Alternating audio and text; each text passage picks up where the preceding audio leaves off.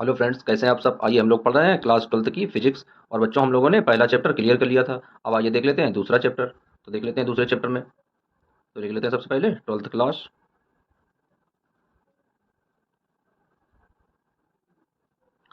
12th class physics.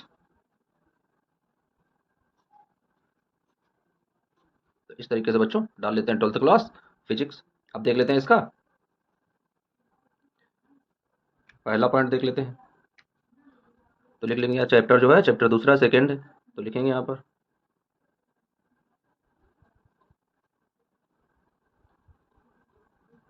Chapter second. तो अब आइए देख लेते हैं चैप्टर सेकंड में कौन कौन सी परिभाषाएं दी गई हैं। तो आइए लिख लेते हैं। तो सबसे पहली जो परिभाषा दी गई है चैप्टर सेकंड में, वो दिया गया विद्युत विभव। तो आइए हेडिंग डाल लेते हैं, यहाँ पर हेडिंग बना लेंगे। तो इसकी पहली हेडिंग है विद्युत विद्युत विभव। अब आइए देख लेते हैं विद्युत विभव में किस तरीके से इसकी परिभाषा बनती है। तो आइए बच्चों लिख लेते हैं इसकी परिभाषा। लिखेंगे एकांक आवेश को एकांक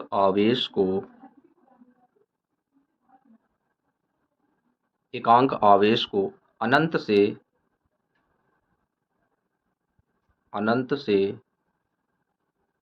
विद्युत क्षेत्र विद्युत क्षेत्र एकांक आवेश को अनंत से विद्युत क्षेत्र के भीतर विद्युत क्षेत्र के भीतर किसी बिंदु किसी बिंदु P तक, कोई बिंदु मान लेते हैं P है, किसी बिंदु P तक लाने में P तक लाने में किए गए लाने में किए गए किए गए कार्य को किए गए कार्य को उस बिंदु पर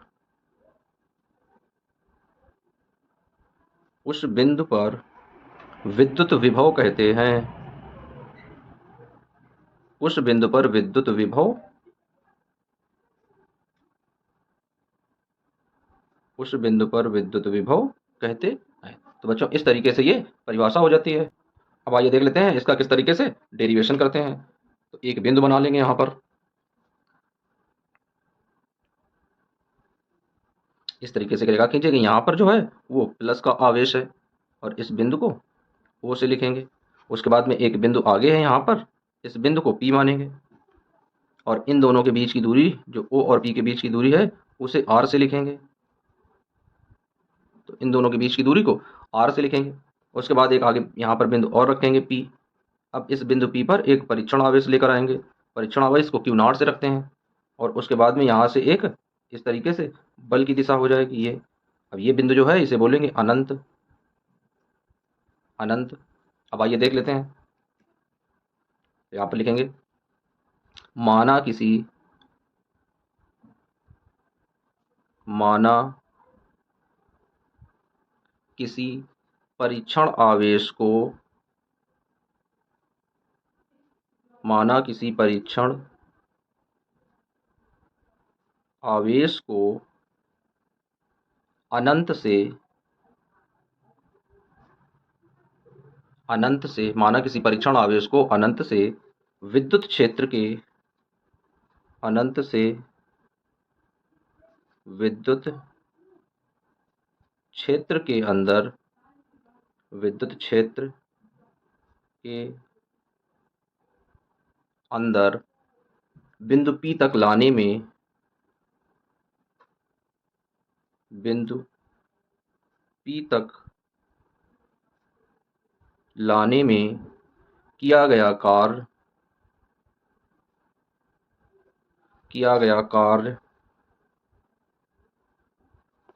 W है। किया गया कार्य कितना है? W है। तो विभव बराबर, तो आइए देख लेते हैं विभव बराबर क्या हो जाएगा। तो आप फार्मूला बनाएंगे। तो लिखेंगे यहाँ पर विभव, यानी इसे विद्युत विभव लिख सकते हैं। तो आगे विद्युत और जोड़ देंगे कि विद्युत विभव बराबर किया गया कार्य, किया गया कार्य बटे आवेश, यानी जो भी आवेश लेकर आए थे, कोई परीक्षण आवेश लाए थे तो यहाँ पर लिख देंगे आवेश, इस तरीके से। अब इसमें देखेंगे तो विद्युत विभव को V से प्रदर्शित करते हैं, तो लिखेंगे इसे कैपिटल V से प्रदर्शित करते हैं, इसे कैपिटल V से प्रदर्शित करते हैं। तो आइए देख लेते हैं। तो विद्युत विभव की जगह क्या आ जाएगा, V आ जाएगा, तो यहाँ लिख लेते हैं V बराबर, अब उसके बाद में किया गया कार्य क्या, तो किया गया कार्य था W, तो यहाँ पर आ जाएगा W अपान में। अब लाया गया आवेश क्या था, आवेश था Q, तो W अपॉन Q। तो इस तरीके से ये फार्मूला बन जाएगा, तो इसे बंद कर देंगे। तो इस तरीके से ये फार्मूला बन जाएगा। अब देख लेते हैं, यह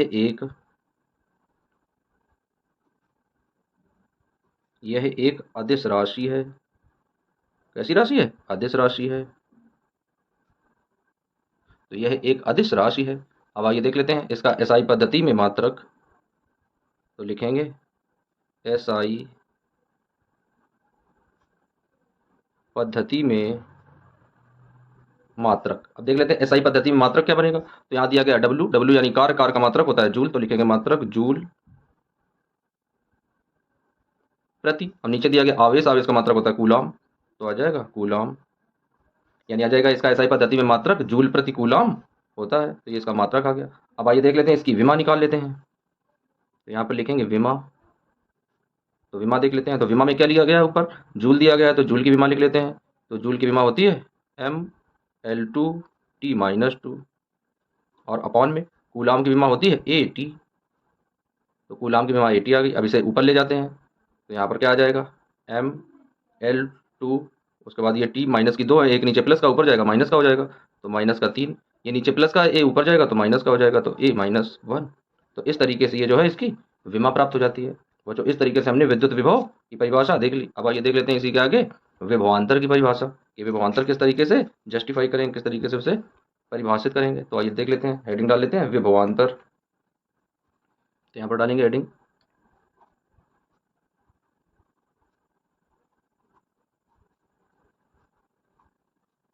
तो हेडिंग डाली विभवांतर। तो अब आइए देख लेते हैं विभवांतर में, तो लिखेंगे किसी परीक्षण आवेश को, लिखेंगे किसी परीक्षण आवेश को, किसी परीक्षण आवेश को विद्युत क्षेत्र के भीतर, विद्युत क्षेत्र के भीतर, विद्युत क्षेत्र के भीतर एक बिंदु से,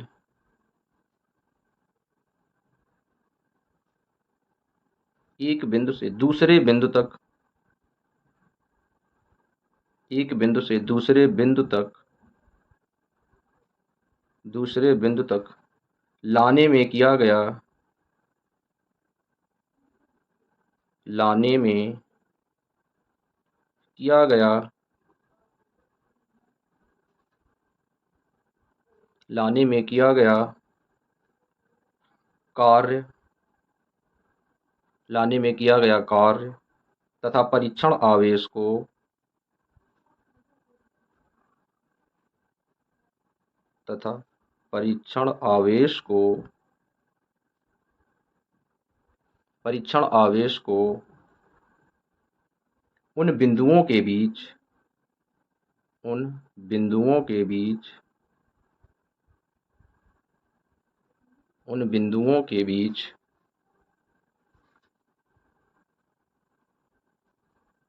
विभवांतर कहते हैं, उन बिंदुओं के बीच विभवांतर कहते हैं। अब आइए देख लेते हैं, तो माना दोनों जो बिंदु थे इस तरीके से देख लेते हैं, ये बिंदु ऊपर वाले चित्र में समझ लेते हैं इसको। यहाँ देखेंगे इस तरीके से ये जो बिंदु बने थे दो, यानी एक ये बिंदु है और दूसरा ये बिंदु है। अब यहीं पर मान लेते हैं कि यदि इस बिंदु को ए मान लें और इस बिंदु पर बी रख लें इस तरीके से, तब परीक्षण आवेश जो लेकर आते हैं तो इसमें किस तरीके से चीजें हो जाती हैं, तो ये देख लेते हैं।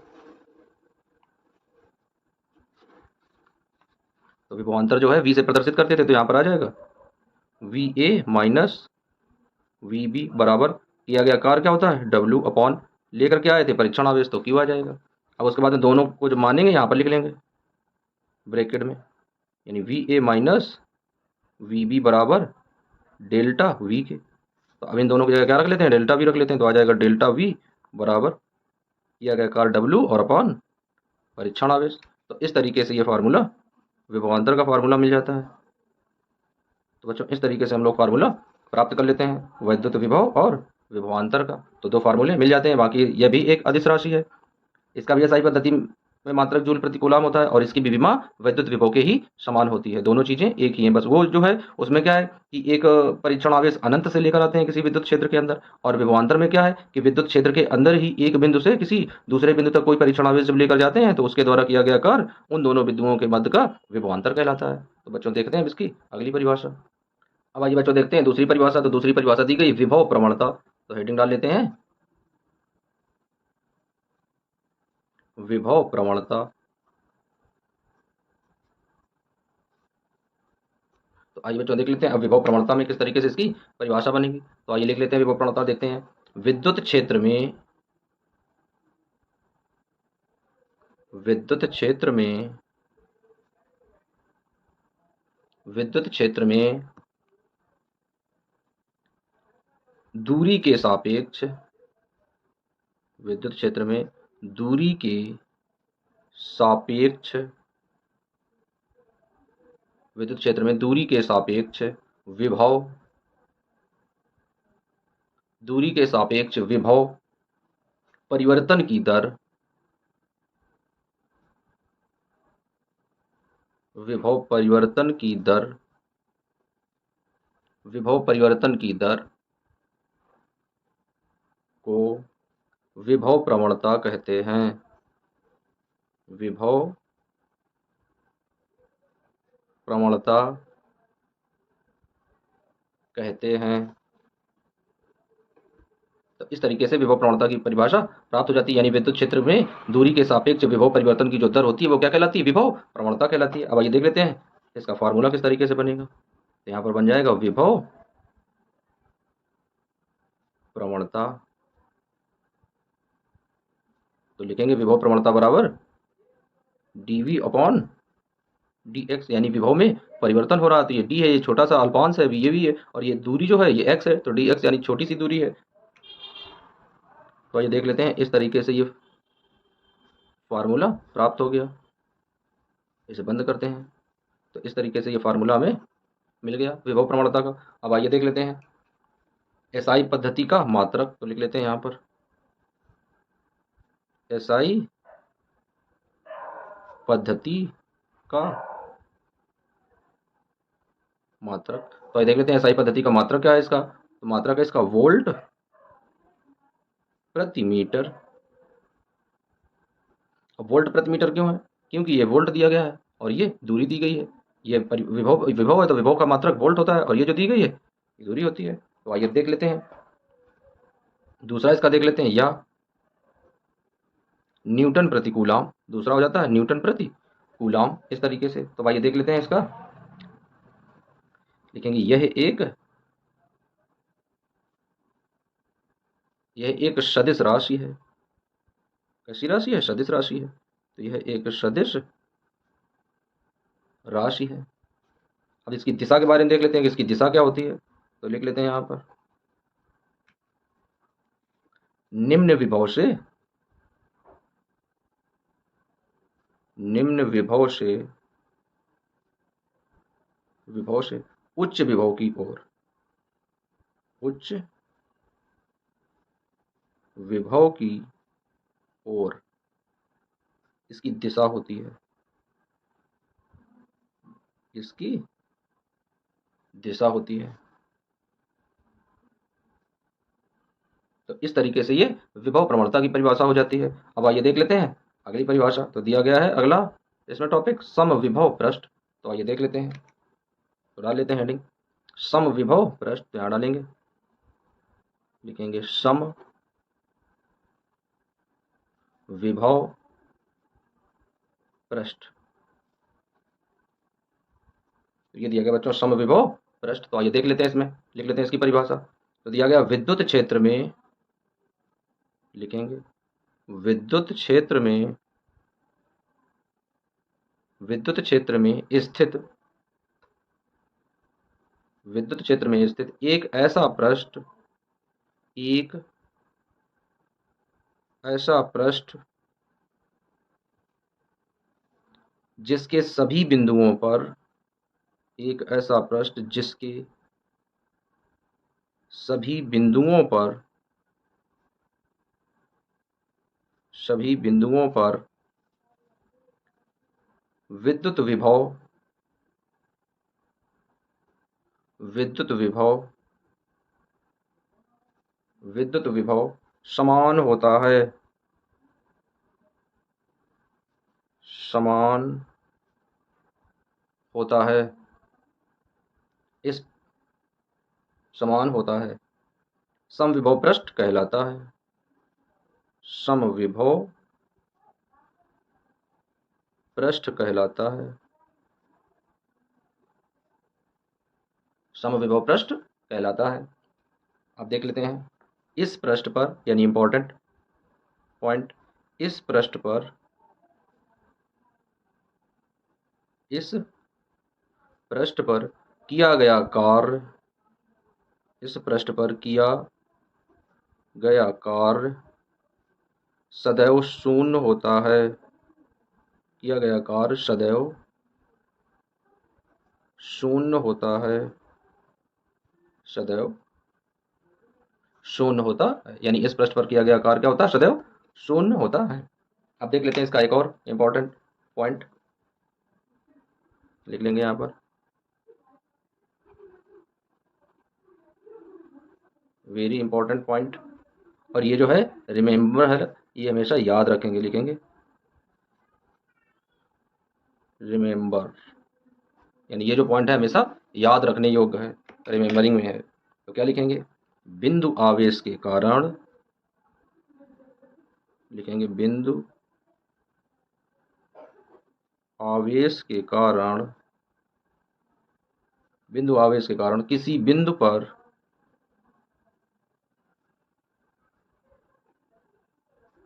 किसी बिंदु पर विद्युत विभव, विद्युत विभव V बराबर, तो फार्मूला होता है के क्यू अपॉन में आर। अब उसमें क्या होता था, जब हम लिखते थे कि बिंदु आवेश के कारण किसी बिंदु पर विद्युत क्षेत्र, तो ई बराबर क्या आया था, के क्यू अपॉन आर स्क्वायर। विभव में क्या होता है, V बराबर के क्यू अपॉन आर। अब इसका पूरा मान रख लेते हैं तो आ जाएगा, V बराबर के का मान रखते हैं तो 1/4 pi epsilon nought into Q by R. तो इस तरीके से ये फार्मूला प्राप्त हो जाता है, यानी बिंदु आवेश के कारण किसी बिंदु पर विद्युत विभव। तो ये विषय लिख लेते हैं। तो आ जाएगा V बराबर 1/4 पाई एप्सिलॉन नॉट अपॉन के क्यू अपॉन आर। अब इसे बंद कर देते हैं, इस तरीके से फार्मूला बना लेते हैं।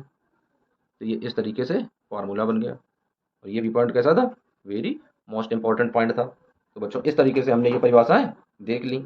अब आइए देखते हैं इसके आगे का पॉइंट। अब आइए हेडिंग डाल लेते हैं कि आवेशों के, तो हेडिंग बना लेंगे यहाँ पर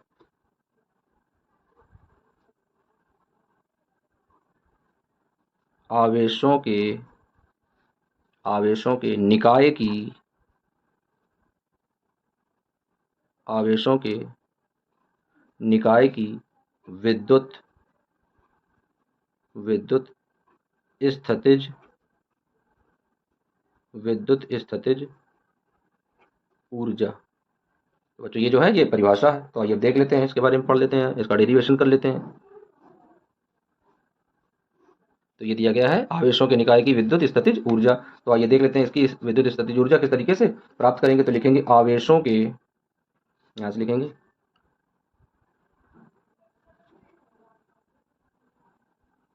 आवेशों के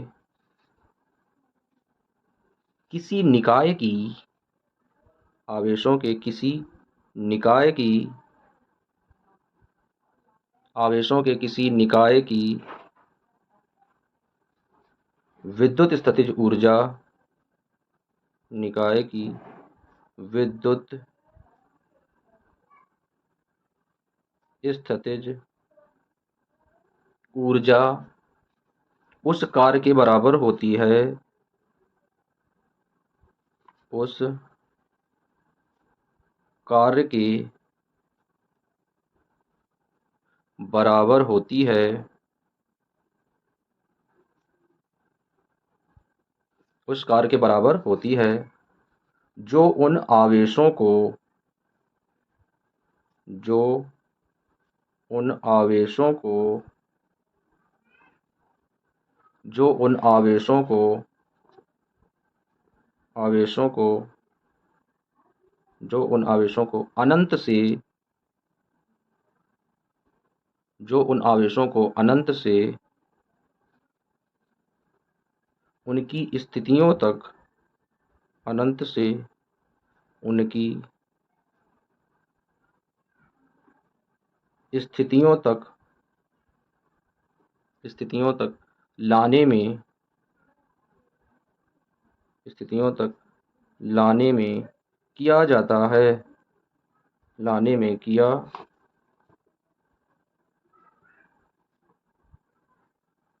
लाने में किया जाता है। तो इस तरीके से ये हो जाता। अब आइए देख लेते हैं, इसका चित्र बना लेते हैं किस तरीके से बनेगा। तो देख लेते हैं यहाँ पर।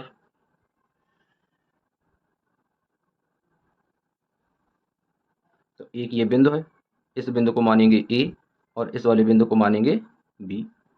इस वाले बिंदु पर है प्लस का Q1 और इस वाले बिंदु पर है प्लस का Q2।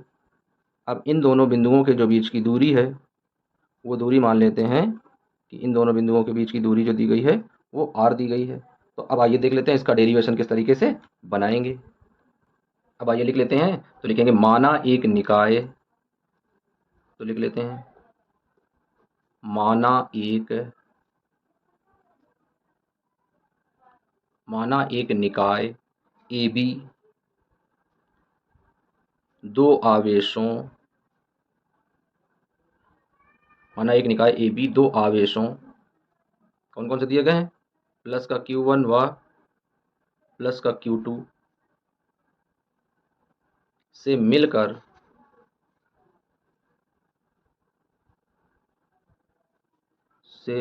बना है। अब देख लेते हैं दोनों के जो बीच की दूरी थी वो r दी गई थी। तो अब लिख लेते हैं माना आवेश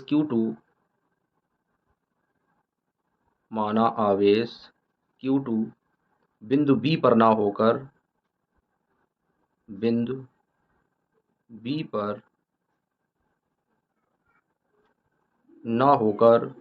अनंत पर है। तो मान लेते हैं जो जो आवेश Q2 है वो कहाँ पे, B पर नहीं है, कहाँ पे है, अनंत पर है। अनंत पर है तो अब क्या करते हैं, तो आवेश Q1 के कारण बिंदु B पर विभव। तो लिखेंगे तो आवेश Q1 के कारण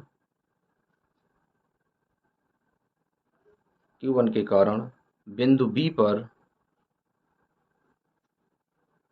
विद्युत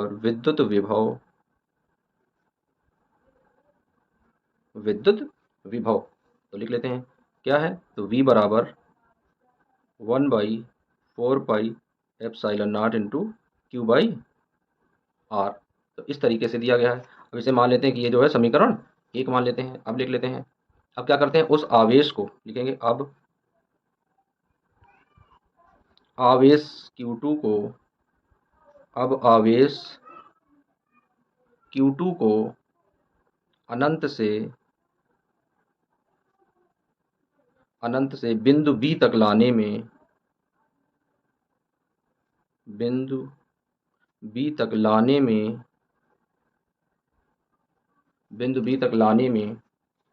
किया गया कार्य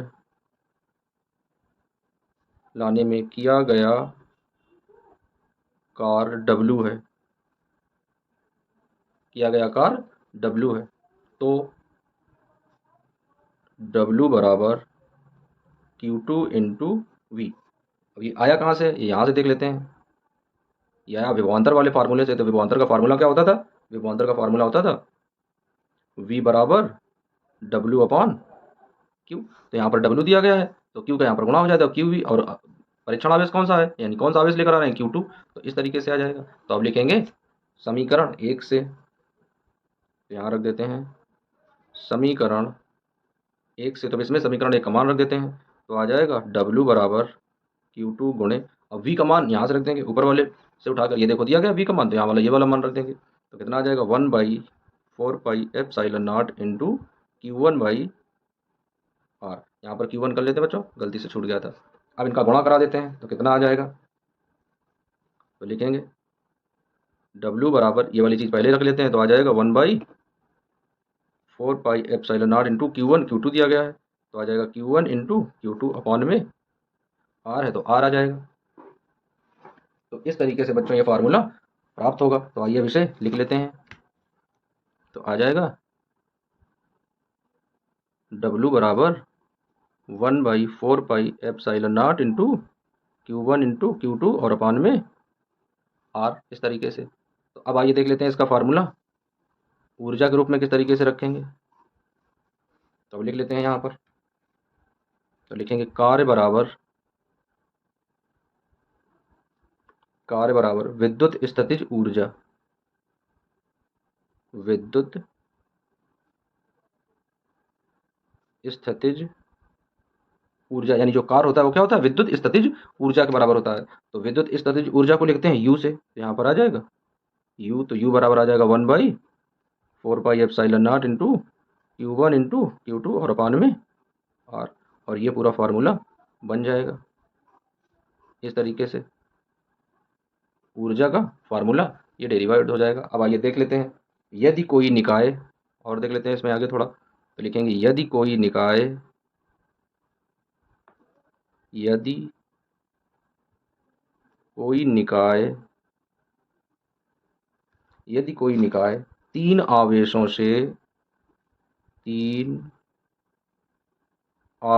से मिलकर बना है, यानी पूरे निकाय में कितने आवेश हैं, 3 आवेश हैं, तो 3 आवेशों से मिलकर बना है। तो भाई ये देख लेते हैं, तो उनकी स्थितिज ऊर्जाएं क्या हो जाएंगी, जब 3 आवेशों से मिलकर बना है तो क्या आ जाएगा, आ जाएगा U बराबर U1 plus U2 plus U3, इस तरीके से आ जाएगा। तो अब इन सब के मान रख लेते हैं, तो देख लेते हैं किस तरीके से आएंगे मान।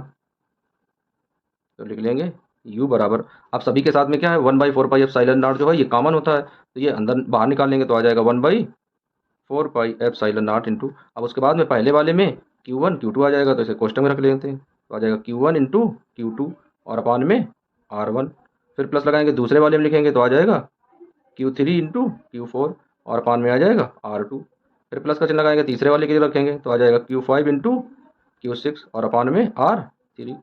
तो इस तरीके से ये फार्मूला प्राप्त हो जाता है। यदि निकाय में एक से अधिक आवेश मिलकर कोई विद्युत स्थितिज ऊर्जा का जब फार्मूला निकालेंगे तो इस तरीके से ये फार्मूला प्राप्त होगा।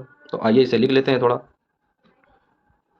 यहाँ पर आ जाएगा U बराबर 1/4 पाई एप्सिलॉन नॉट, उसके बाद में ब्रैकेट में रखेंगे Q1 इंटू Q2 अपॉन में R1 प्लस दूसरे में रखेंगे Q3 इंटू Q4 अपॉन में R2 प्लस तीसरे में रखेंगे Q5 इंटू Q6 अपॉन में रखेंगे R3। तो इस तरीके से ये फार्मूला बन जाएगा। बच्चों इस तरीके से हमने ये फार्मूला ड्राइव कर लिया स्थितिज ऊर्जा का, इस तरीके से। तो आइए बच्चों अब आगे देख लेते हैं।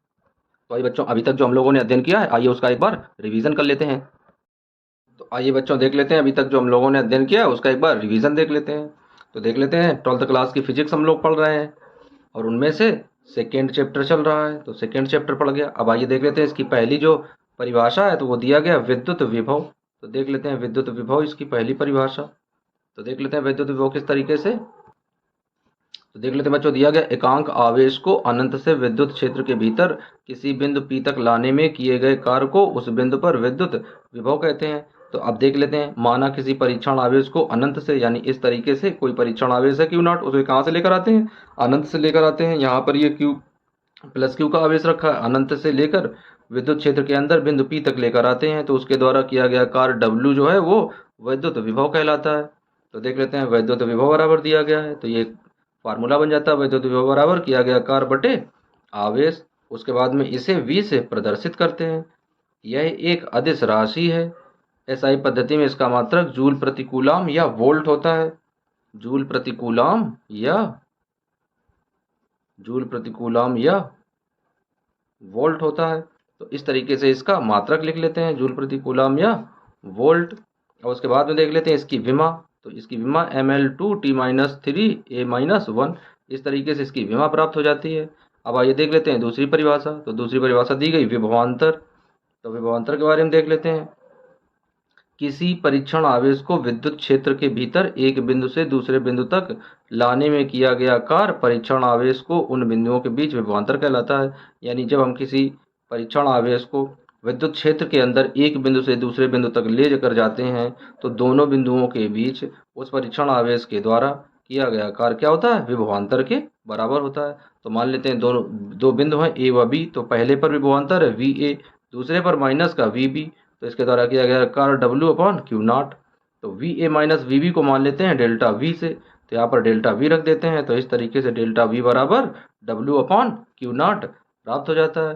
तो इस तरीके से ये बन जाती है। अब आइए देख लेते हैं दूसरा पॉइंट। अब आइए देख लेते हैं बच्चों, दूसरी परिभाषा जो दी गई है वो दी गई है विभव प्रवणता। तो आइए देख लेते हैं विभव प्रवणता। दिया गया विद्युत क्षेत्र में दूरी के सापेक्ष विभव परिवर्तन की दर को क्या कहते हैं, विभव प्रवणता कहते हैं।